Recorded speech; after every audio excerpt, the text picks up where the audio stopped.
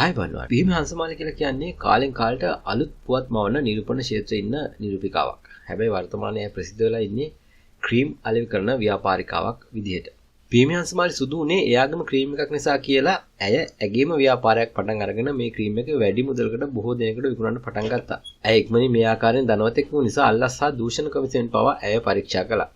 ඇගේ හිටපු මතා ප්‍රගීත් මේ වන විටත් ඇයව අතහැර ගොස් සිටි නමුත් පිහිමි තමන්ගේ ප්‍රොඩක්ට්ස් විකිණීම සඳහා ඔහුගේ රුව භාවිතා කරනවා. ඔහු කලින් කලුවට සිටි පුද්ගලෙක් සහ පිහිමිගේ ක්‍රීම් ගාලා සුදු වුණා කියන ඡායාරූප සමාජ මාධ්‍ය වෙත එකතු කරමින්. හැබැයි පිහිමියක හිටපු පෙම්වතා මේ කතාව කිසිසේත්ම පිළිගන්නේ නැහැ. ඔහු සඳහන් කළේ පිහිමිවත් ඔහුවත් පිටකොටුවෙන් ගෙනාවු මේ බාල ක්‍රීම් එක ගෑවේ නැහැ. ඔවුන් සුදු වුණේ ඉන්ජෙක්ෂන් ගහලා කියලා. ඉතින් ඔයා මේ ඡායාරූපෙන් දකින්නේ ඒ ආකාරයෙන් ඔහු සඳහන් කළා කියලා සමාජ මාධ්‍යයේ ප්‍රචාර වෙන ඡායාරූප කිහිපයක්.